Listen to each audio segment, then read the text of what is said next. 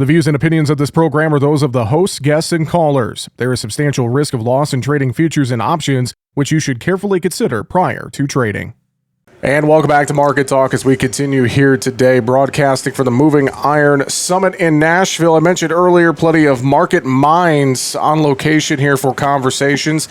Well, one of those minds joining us right now from Reef Agri-Marketing, Chip Nellinger is with us. Chip, good to talk with you. Thanks for connecting with us. Yeah, thanks for having me on. I've heard your voice, so it's nice to see you in person. Absolutely. It is great to meet you. Thank you for a few minutes of time. And as we talk markets, I'd say Tuesday's trade action pretty firm. I think some election uncertainty and just maybe some farmers selling too has capped some positivity, maybe in corn specifically. It feels like a quiet day Tuesday as you look really across commodities. Yeah, for sure. And obviously we know the reason, right? The election is here finally.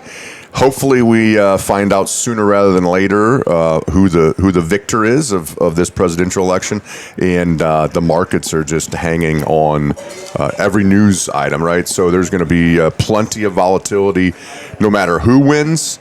We've got great demand on the one hand. You mentioned farmers holding a lot of unpriced bushels to reward rallies, so it's been kind of a choppy back and forth trade anyway. Got a crop report later this week, so you got a lot of stuff between now and the end of the week that could really, cause some volatility out there. And the Fed too. We got the Fed on Wednesday, so Fed, also some other world central banks too. Yeah. So we got a lot of moving pieces out there. Talk to me about the demand picture. I think that's maybe the biggest thing we can hang our hat on a little bit right now. Obviously, we've been seeing how many daily flash sales, and the weekly report has looked robust, which we expected. And some of that's been tied to some talk of, front loading ahead of the election. So maybe there's some of that, but just, too, I think a lot of end users are looking to come to the U.S. for good quality grain. So all net, demand's just been strong for corn and for beans too, Chip. It really has. Corn's just been fantastic. And I don't know that you can tie the corn demand back to the election maybe as much as you can the bean sales that we've been making to China. The ethanol grind has been, close to record, if not record. Profitability there. Exporters stepping up to the table on corn. Even though we've got this big crop out there, a record crop, it really is saving us because we're the only place in the world right now, essentially, until South America has these supplies in a few months, that corn's really been, seeing a good advantage there, massive demand. And we'll have to see.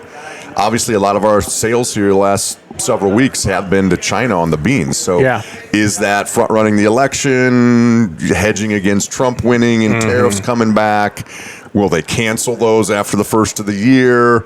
If that happens, there's a lot of questions out there, but at face value, corn demand, monstrous. Bean demand has been really good. Even wheat demand quietly has picked up a little bit, which is good to see. We're starting to sell some soy oil. So that really is maybe the silver lining out there on all our markets is the demand side.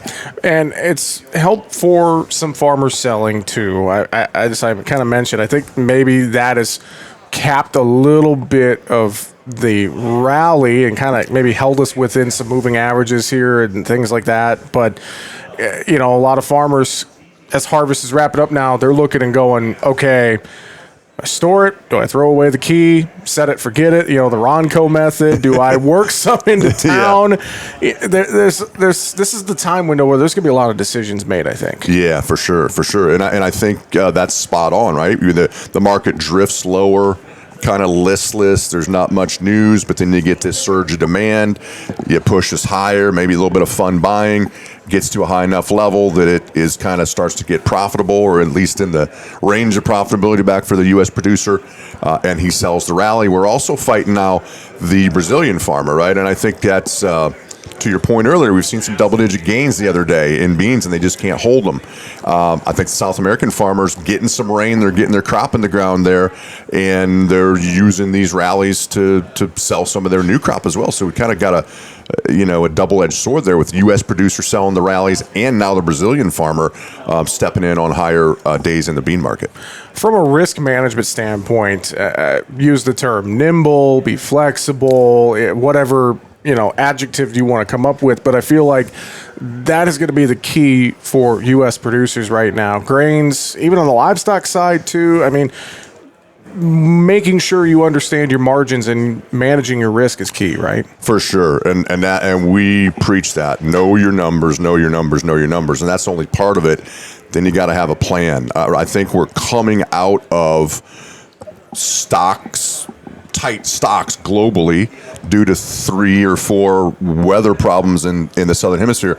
And now we're transitioning to growing stocks. And I think that's a mindset change that the U.S. producer needs to kind of think about. It's more now sell the carry in the market, be a forward contractor, defend with tools down the road, call options or something, minimum price contracts. If something pops up down the road with weather, whether that be here next spring or summer, it's awful dry in a lot of areas, or if something pops up here yet this winter, drought-wise in Brazil. Any big things on the protein side you're keeping an eye on as well here? Well, I tell you, the cattle market's just been on fire. Unbelievable. Our exports have been good. Demand has been good. Livestock markets seem to be firing on all cylinders. I mean, hog market very quietly, during the worst period seasonally, what should be the worst time for hogs, and they scream $20 higher. So with pretty respectable margins coming back there. Right? It's been a while. The hog producers had a rough go of it. So, I think the same thing, right? There's profitability back there. We can't take our eye off the ball, not only from the election. We've got all these, you mentioned central bank interest rate decisions. There's a lot of risk out there. And so I don't think hog and cattle producers should go unprotected. They need a plan as well when times are good. Just like the grain guy, row crop guy needs a plan right now, and times aren't so good for them with low prices now. Chip, if folks want to reach out to you at Blue Reef Agri-Marketing for a conversation, how can they get in touch? Yeah, the best way is just call our main office in Morton, Illinois. It's 309-550-7213. Fantastic. Chip Nellinger of Blue Reef Agri-Marketing. Thanks for joining us here at the Moving Iron Summit. We'll talk to you again soon. My pleasure. Thank you.